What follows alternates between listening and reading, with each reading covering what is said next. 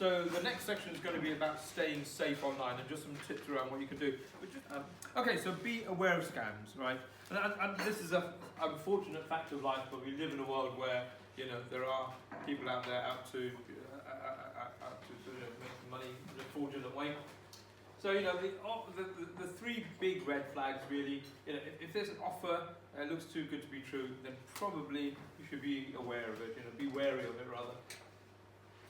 Oftentimes you find that these scam things put you under a lot of time pressure. That's a really big warning. If they say this special offer expires today, do this now.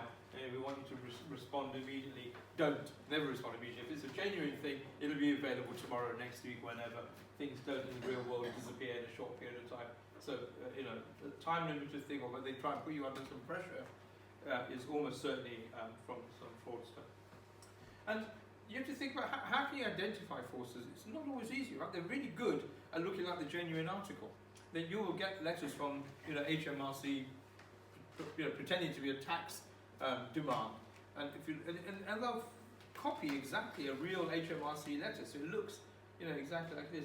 But if you look, be a refund. Yeah, be a refund. Yeah, I'll go for it. Yeah.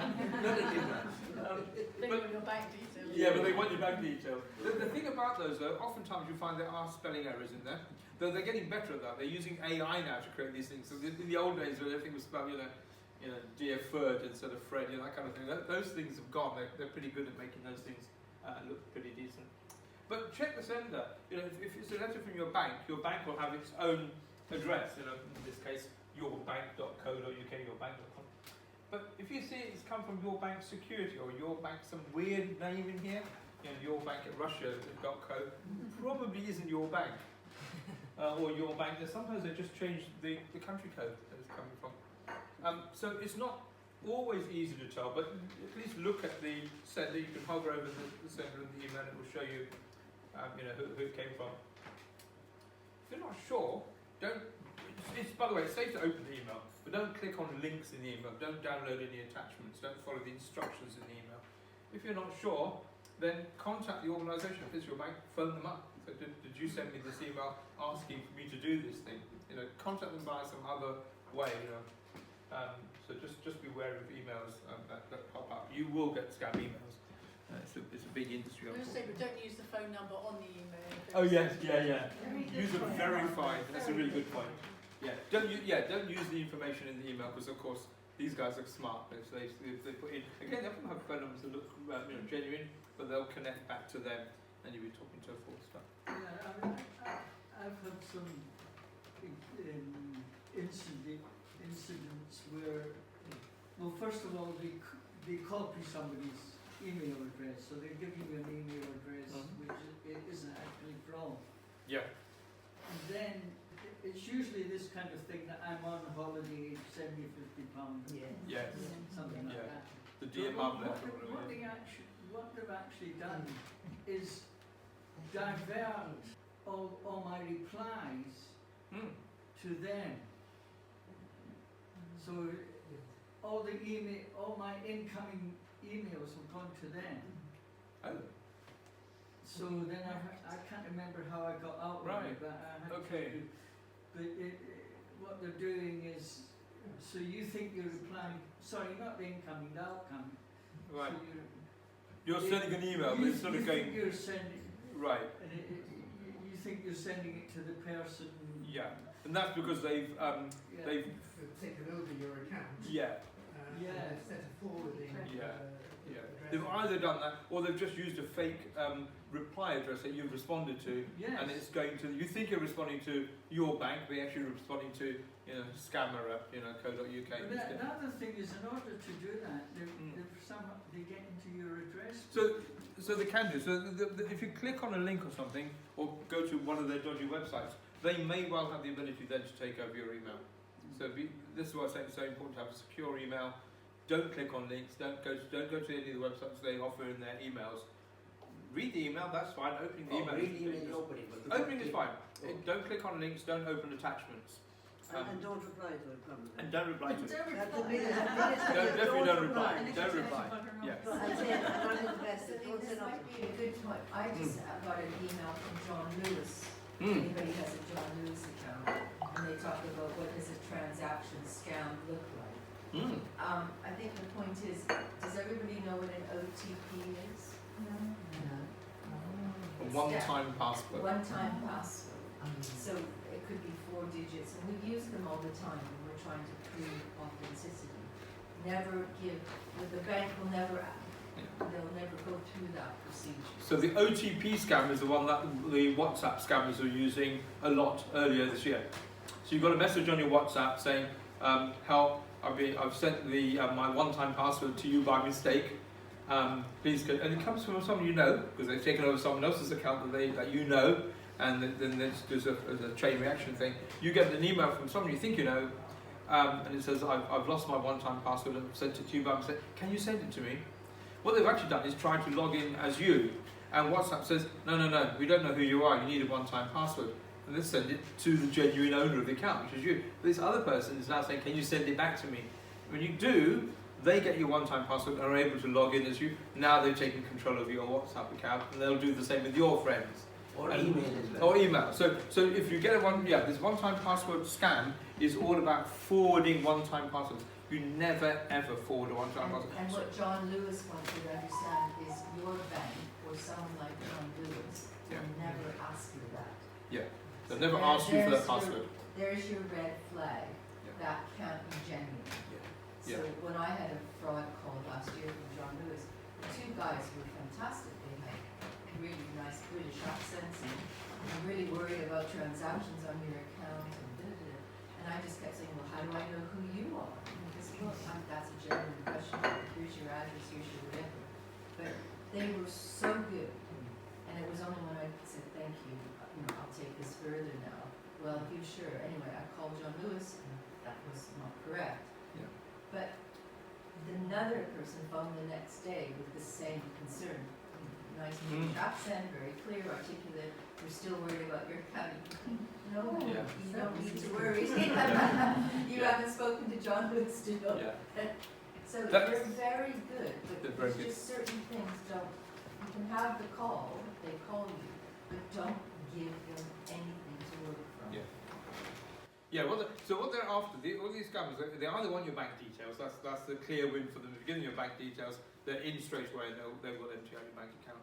Or they want access to your account, like an email account or something, or a WhatsApp account, because then they can try and use emotional pressure on your friends. Help, I'm in trouble. If you receive an email or a message from a friend who says, help, can you help me out? Yeah, your inclination is to help a friend, right? So they want access to your accounts. But the other trick is they say, to prove who you are, you'll receive a one-time password, can you read it back to me? Never ever share a one-time password. You notice when I created that Google account, it sent me a text message with a one-time password, and I entered it into the system. You never share that with someone else, because that's the only verification they have, that you are who you say you are. If you give that to someone else, they can say, I'm that person. They can pretend to be you. So a one-time password is a good way of proving who you are to their company who sent it to you, but you should never share it with anyone else. The companies know that they're risky one-time passwords, so they expire. They're only good for about 15 minutes or so. They send you a link. If you don't use it immediately, it will expire. Thank you. And the other thing is that Is there an access code? Because sometimes I think I'm after a 6-digit access code for something. Yes. Is that the same thing? Similar Access thing. code, verification code, Yeah. one-time password, Yeah. yes. The other one thing I was going to say, it's obviously not advisable that if I was saying to you, I need money from you, and we have agreed to do something, that I should send my bank details on an email to you. Is that what you're saying? But I think now the banks are getting more precise. I see now that what I'm doing now, I have to go into the app and confirm that I have to pay. But Correct. I noticed that, I'm just thinking, see some of them, like if you could, I see Amazon as something else. As soon as you click on something, the money's gone. Like I may say, once you have an account with them, I find Amazon one of the lethal ones as far as I would be concerned. But would you advise not to send my bank details on an email if they could access it? That's a good question. And if should you send personal details by email? So email is not secure, right? Email is not a secure transmission mechanism. If someone intercepts that email, just like if someone intercepts a letter, come to your post box, it can go to the wrong door. Things by mail are not secure by default. So I try and avoid sending personal details. The best way these days for banking trusts is use bank app to bank app. If you want to pay someone, you can use your own bank app to pay people. But occasionally, now if companies ask you for their banking details, they should direct you to a secure website where you put your payment details in. So I have a couple of things I have to pay online, and they send me a reminder by email, but the payment mechanism is not even done with the person I'm talking to, either on the phone or on their online service. They direct you to log in to a website where I have an account, and there I pay using their secure payment scheme. That's safe. It's like the car insurance company when you're paying. Yeah, online. when you pay, yeah. Even by phone they say. Yeah, they don't take your card number on the phone They say anymore. you enter the number. Correct. Yeah, so reputable companies will ask you to pay using. You finished the sentence, sorry. No, it's not. Go. I was going to say, you can make email more secure by encrypting the contents. You can. For example, when we send the attendance list for the Tuesday meeting between us, we encrypt the spreadsheet. Yeah. And so what you see is the spreadsheet, and you can't open that spreadsheet unless you've got the password. Yeah, so you can do that. Yeah, you can encrypt information, but generally people don't. And so I think most people on phones don't do that. But yeah, that's a good point. If you need to send things that are secure, then you can encrypt them. When you're making payments, you use Google Pay. Well, sorry, I use PayPal, but you can use all. I assume Google Pay is the same. Yeah. They don't have your details at all. So when you're using a payment service, you don't put your account details in. so you've given them access to a card, a payment card, and all they're doing is acting as a proxy to make the payment via that payment card. Yeah, no, but the person that you. Oh, the person you pay doesn't get your bank details. No. Yeah. Yeah. And in fact, when you use Apple Pay and Google Pay, they even the card number is randomized. They don't actually see the real card number. It's a sort of e-card with its own identification number. Can I just say to that, I don't know if it's the same for that 4-digit code, but when I have in the past, some reason been given an access code for something, Right. And sent to your email address, they usually, maybe it's only if it's a reputable place, they usually do say that someone has asked for this. If it's not you, do not. So that you do get a sort of warning that if something just comes up on your phone, you would know that someone's doing something dodgy behind your So back. that's a sort of activity alert. So for example, if I normally use my emails on my phone, so I pick up my phone, I access my emails. But if I log into my email on another device, I'll get an alert from Google saying someone has logged in on this device. Was it you? It's just telling me that they are aware of the fact that my emails have been accessed from another place. They know where you're accessing their services from. Both the device is different, and if the location is different, it flags up. They have some security checks built into their own system, and they will send out a thing saying, "Is it you?" You don't have to do it if it is you. Of course, you don't have to do anything. Yeah. If you're not happy about that, if you think it looks suspicious, then you have the opportunity to log the other device out. You can go into your account and log the other device out. Okay, so just be aware. The three red flags are, it does look so good. Are they putting you under pressure, emotional pressure, time pressure, and is it really coming from who you think it should be coming from? So we talked about this earlier a little bit. The junk mail folder, the email system does filter them and place things in the junk folder. They know they know some of the dodgy senders. When you mark something as scam, when you receive it, you mark it as scam, or you send it, you report it. We'll talk about reporting in a minute. Those senders get flagged up as being suspicious, and your email system will automatically put those in the junk mail. But if it's an unknown sender, it might go in the junk mail as well. So as I said, it doesn't always get it right. Sometimes, genuine emails end up in junk. And as we all know, dodgy emails can be in your inbox. So just be aware of that. And the junk folder, someone asked about that. What happens there? As far as I know, it doesn't get deleted. So I'm not 100% sure about that, to be honest. Does it get automatic deleted? I'm not sure. But, because there could be good things in there, so you do need to have a look at it once in a while. You put it into junk and then it will be deleted. Maybe there is a long time out on it. I haven't looked at that, to be honest. But anyway, whatever the case, as we said earlier, if you're not sure, don't open attachments, don't click on any links, don't reply to the email. Contact the organisation using a known good telephone number, as Barbara said, or a known good email address. and to your point, try to avoid sending personal or bank details. Sometimes you may have to, but then you have to be sure that who you're sending it to is someone you trust.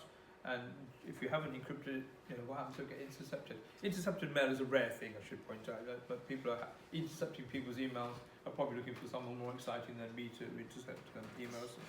Salim, do you think WhatsApp, as they say, it's encrypted, is a bit safer than Yeah, so WhatsApp is encrypted. So WhatsApp you could use.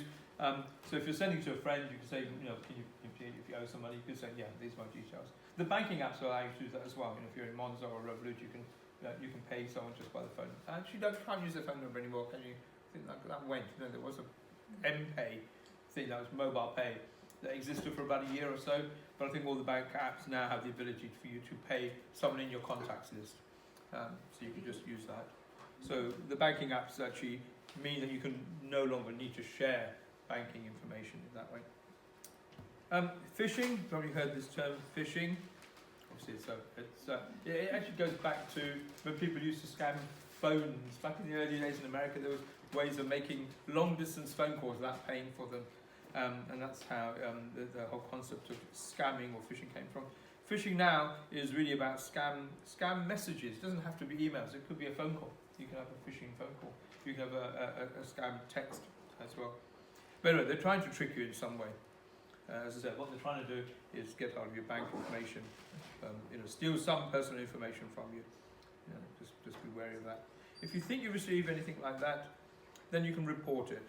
And the body in the UK that's responsible for that is the National Cyber Security Centre. So they're a government agency. They are responsible for all of the cyber security for the UK domain, all of the assets that come under our jurisdiction. But they also have an address, so you can forward an email to them at that address, report@phishing.gov.uk. They will investigate it. They have the power to take down a website if it's in the UK. It's very easy for them to take it down. But nevertheless, what they will always do is they will tag that sender as suspicious, and then all the email providers will be told that they're on the suspicious list. They all share these lists, and that another email going to someone else or to you next time round will end up in the junk box. That's how they end up in the junk box. So it's a bit unfair if it's someone's got a grudge against a business and they do that, and then all their emails are going to. So they do investigate. So if you have got a grudge against someone, you say Fred at plumbing.co is a dodgy guy. I don't like him. That's report him. They will investigate. They'll only tag them as suspicious if it's genuine. They are really good, and all the companies globally work together to identify, because these scammers aren't just UK based; they could be anywhere, right? So it is a global effort to try and shut down scammers. It's a massive undertaking, which is why I said right at the beginning, when you're choosing your email provider, someone like a Google or a Hotmail or an Apple or a Yahoo, they have the resources to do that. It's not a trivial task to be on top of all of these scams that are going on. And the big companies are good at filtering. They will never be 100% safe. I think it's 100% safe. But you stand a better chance of having your emails filtered correctly if you're with one of the big providers. The smaller providers have far less resources. They just don't have the time and the money and the effort, because it's not their core business. It's something they did as a sideline back in the early days. Particularly BT and AOL, those sort of companies, relatively small players. They will get access to the list created by the cyber agencies, so they can at least filter the junk mails that they know or they've been told about. But Google, Hotmail, Apple, and those guys actively monitor the email traffic themselves and look for patterns that identify. Just like your bank, if you go to spend money, if your card suddenly gets a transaction in a foreign country, but it's highly unlikely that you've spent money in your local corner shop and then ended up in Romania. They look out for patterns that are that look strange and suspicious. They do exactly the same thing with emails. They look at email traffic globally and they map patterns. There's lots of email being sent from one location out to lots of places. That's a weird thing, right? It should ordinarily be lots of email being sent out all at once from one location. So they kind of say, well, is that a genuine thing? Could be a business. That's gas bills get sent out from the gas company. So there could be a good use case for it. But if it's coming from somewhere that they're not sure about, they will investigate that and try and shut it down. Now, this is one that Tony mentioned yesterday. Get safe online. This is quite interesting actually. So they use AI. So this is another UK organisation. It's not a government organisation, it's a sort of an NGO kind of thing. It's a privately run organisation. And you can send them a screenshot. Is everyone here, or anyone here, use screenshots? Do you know how to send a screenshot? No. No? Okay, so that okay, we can show you that. So I showed you earlier how to send an attachment by email. Can't remember how you send it. You just send, you go onto their website, don't you, and attach it there, I think, don't you? So GetSafe Online has this service called Ask Silver, and Silver is their security agent, and you send them a picture of a suspicious message, and they will scan that suspicious message, and they'll look to see who it's coming from, and some of the kind of text in there to kind of figure out whether it's genuine or not. And they'll do the same thing. They'll add it to the junk list if they think it's suspicious. They'll tell you, we think this is dodgy, or we think this is okay. So again, if you want to do that, we can probably go through that on a Tuesday. Can I just add one thing that happened to me yesterday? I had a phone call, and it came up with, this could be a scam. I've never had that happen before. And I answered it, because I did. And it was the usual recruitment company who put us on your website. But it was interesting. I've never had it come up with. So that's new on iPhone. It's been on Android for quite a while now, a few years. Yeah, so the phone has a record of your contacts. If you get a phone call from mum, it comes up as mum on your phone, or daughter or son or whatever. But if you get a phone call from someone you don't know, Android phones always identify the business. It comes up with a business name. So they'll always look up, they do a Google search, it's a Google company. They do a Google search against that number, find who it is. If they can't find who it is, or it's a known junk call, it'll identify it as a spam call. So you'll get this message coming up as spam rather than your friend's name. It won't say John, it'll say spam. And I think Apple have added it to iOS in the most recent update. I don't know if anyone's ever had that. Yeah, so I get that on my phones occasionally. I don't get too many spam calls, thank God. Touch wood, whatever. But yeah, so if you get a caller, and again, just like the junk mail filtering, it doesn't always get it right. So it might be marked as spam, even though it may not be spam. It might be a recruitment agency, or someone trying to sell you something. A cold caller, those often will get marked as spam. But at least it allows you to decide, do I want to take the call or not? You can probably ignore it. If they're really persistent, they might come back. But yeah, so that's a good point actually. So phones. Again, this goes back to something we talked about in an earlier session about keeping your phone updated. Make sure it's updated with the latest updates, security updates, and the iOS updates or the Android updates, because they are adding more and more security features all the time. The unfortunate thing about that, of course, is that once your phone gets beyond a certain age range, they won't be able to update it. Typically, it's 5 to 7 years from date of purchase. So phones that are older than that, even though they may be working just fine, they won't get the updates, and so they then become less reliable from a security point of view. You're more likely to get caught out in spam because you won't have the protections on there. The security updates are monthly. I'm sure they are on Apple. I don't know what they are, what the cadence is on Apple. I'm assuming it's monthly. Desmond, do you know? Is it monthly security update? Random, okay. Android do it on a monthly basis. You always get a security update every month. So yeah, so if your phone isn't getting updated to the latest version, then just be conscious of the fact. And if it's old enough, if it's so far out of date, we had someone coming to on Tuesday, and they were trying to access their emails. I tell you, he's had problems accessing emails on her tablet, and we couldn't log into Microsoft. It turned out it was a 12-year-old tablet, and it was running Android 4 something, which is no longer a supported version. So Microsoft didn't allow you to log in because they didn't want their system connected to this old device. So you'll find some apps will no longer work if the phone is very old, which is unfortunate, but that's just the way it is, unfortunately. I've been told that if you answer a call, maybe a scam call online, sorry, on your phone or on your landline, Yeah. you've got to be very careful what you say, because they will Record your voice and use it. And use it again. What can I do with that? Yeah, I think it's one of these things that's possible. I don't know if there's any recording. I haven't investigated this, so I'm just guessing. Again, I think these kinds of sophisticated scams probably can be made to work, but I think they're difficult to use in all situations. So if someone used a recording of you saying, yes, for example, and then they could play that back to someone and use it to say that, but under what circumstances would a simple voice message allow someone to access something? A good friend at the bank, and they say, are you? And they play back your voice saying yes.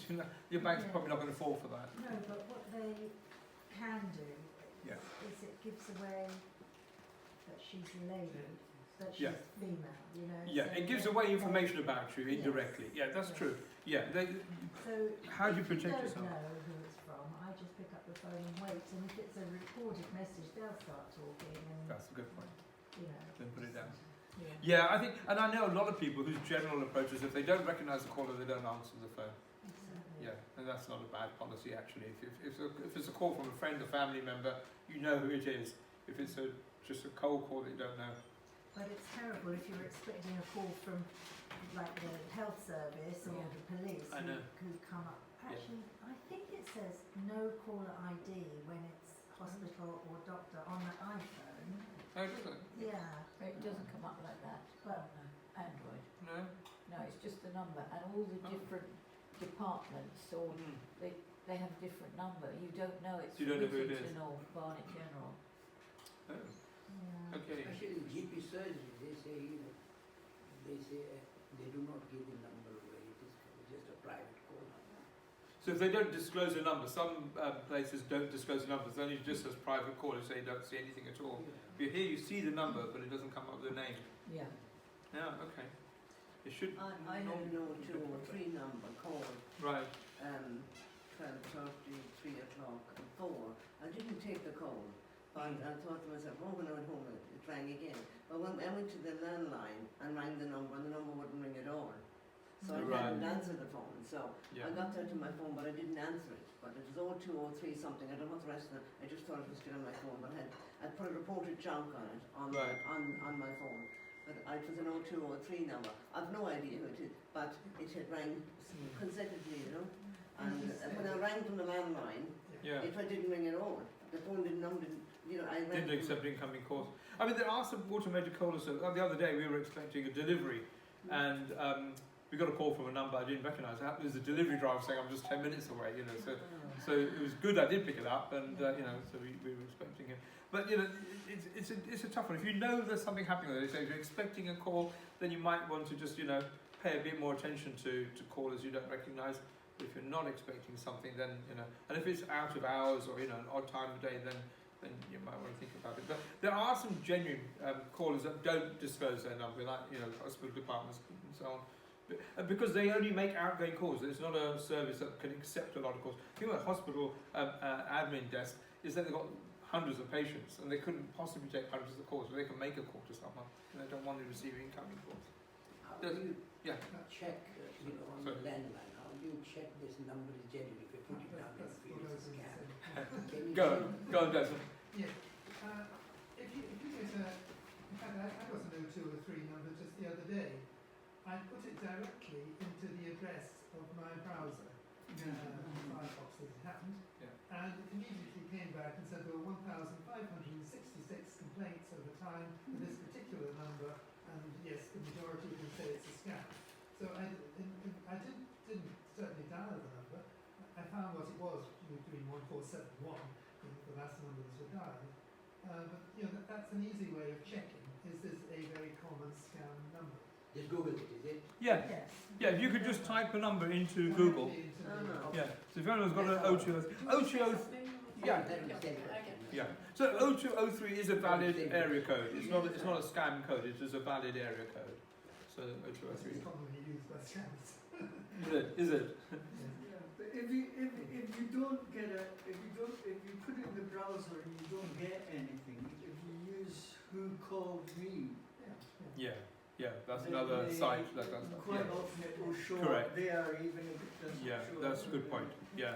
So on you the can cell. try and search for the number. If it's a number you're really concerned about, particularly if it's one that calls back. If it calls once, you ignore it and they come back to you, you can probably just move on and forget about it. But if it's one that's persistently trying to get hold of you, and you want to check, is it a valid number? Is it something I should be concerned about? either do a Google search or who called me, and they have a list of numbers that they can check against. And the ones that have had lots of complaints about them, other people said, I received this call and it's a scam or whatever, or someone is just annoying, it's a cold caller, those are known, and some of those you'll be able to identify. But yeah, but again, not 100%, there will be numbers that are new that aren't on those lists and you won't get anything. But yeah, you can search for numbers online. I got a couple. Yeah, please. Firstly, unsubscribe. If supposing you're buying a gift for somebody, fantasticgift.com, buyagift.com, and they think I don't need these anymore, and every day you're getting an email from Buy a Gift. Often, if you look at it, there may be an unsubscribe button that you can press, and hopefully they'll take you off their list. But you have to be careful if it's a company. Buyhouse.com. I thought I didn't contact them, and you click on the unsubscribe there, then they think, oh, I've got details of this person, I didn't have it before, they're a real person, so you have to be a bit wary of unsubscribe, but it can be quite useful. Good point. Got another thing as well about blocking emails, I don't know if you want to cover. Go on, no, for sure, yeah. You can block emails if, for example, 6 months later you're still getting rubbish from Buy a Gift. There is a way to block the email, so it goes straight to your other junk folder or the deleted folder, which is quite useful. Usually it's a right click or something and you can block this email, so you're not going to get it in your inbox all the time. And you can do that with block this caller as well. If you keep getting unwanted calls on your mobile, you can block the caller to stop them calling you as well. Probably little on the iPhone, there's little, like an eye, like an eye, and there's a small info thing, and you hit that, and then the box is coming up below, and you scroll up and get the one at the bottom of the block. I think that's the way it works on that one, as far as I know, on the iPhone. So actually there are QR code scams as well, by the way. I know we're talking about emails today. So QR codes, we use QR codes. When you punch your scanner to QR code, all it does is turns it into a web address, and it goes somewhere. And it's usually an encrypted form that you don't actually know where it's going. So there have been instances, the scam that I'm aware of is the parking scam. So you pay for parking at some places using a QR code. The scammers have replaced the original QR code with the one that they've created, and when you point your camera at that and click on the link, it takes you to paying them instead of the parking authority. So they get the parking fee, and you get a parking fine because you haven't paid to park. So so very hard to know, right? It's a difficult one. My general advice for those things is try not to use them for payment. I try and avoid using QR for payment. Use the app, use the parking app. I use Pay by Phone or Ringo or whoever. A QR code for getting a menu in a pub is quite common nowadays. So you can point your phone at the QR code on the table and you'll get the menu up. And those often you have to pay on the app to get your food delivered. So again, you've got to be careful of those. Again, if it's with the one of the well-known companies. I was in one place once and we scanned the QR code and ordered our meal. We were just about to pay for it and we realised we hadn't selected the right restaurant, and the meal would have gone to another branch in another town. So someone would have got our chicken and chips, So luckily we caught that. But yeah, just be careful when you're using QR codes. Look at what you're getting. But yeah. So there's one thing you don't mention, and maybe it's because it's not a big scam anymore, but I remember a while ago I used to get quite a lot of emails telling me that someone had tried to deliver, like Royal Mail even, or one of the delivery place, they tried to deliver something and I wasn't in, and I was never quite sure. I always ignored it, but I always wondered if maybe someone, Royal Mail might have really tried to do that. Is there any way? That is a common scam. Actually, they still exist. There's lots of them. The delivery one is a very good one because people order so many things online now. So your chances of having a missed delivery are relatively high. So you see a message that says you missed a delivery, you might think, that sounds genuine. That's what they're relying on, right? It looks plausible. Nearly all of those are fake, right? That's the thing. If you've ordered something, track the delivery from the companies, from the company. Also from Amazon. Amazon allows you to track it. You might John Lewis, use the John Lewis website to track your delivery. So nearly all the ones that come to you unsolicited that say you've missed a delivery, I would say 90% of those are fake. They're not the real thing. They're expecting you to contact them, and then they'll try and get your There's always a order chance details. that someone said you might know, like really much sense. There is a Then small I suppose chance. you check with There them, is- but you can't really say, did you send me a present? Yeah, there's a small chance it's genuine, of course. But Yeah. there's no other way really of checking. Not You really. have to They be look just- yeah. they look very plausible. Yeah. Okay, Yeah. thank you. So yeah, as I say, scams are work because you can identify most of them. If you keep your wits about you, you'll catch the obvious ones. There's a small sliver of them that look genuine. They're going to catch you unawares. We all, we're all able to be tricked by these people. They're very smart. They employ. They've honed their technique. They understand the psychology of people and what makes people react. The emotional pressure, the time pressure, all of those things catch you at times when you're not expecting something. Oftentimes scam calls are at the end of the day or weekends. There are times when you're a bit more relaxed, not during a busy work day, or during the day when you might have other things on your mind. So I'll just ignore that. But when you after dinner or something like that, you get a call and think, I've got a bit of time now, I'll just pick this up or read this email. Thank you very much.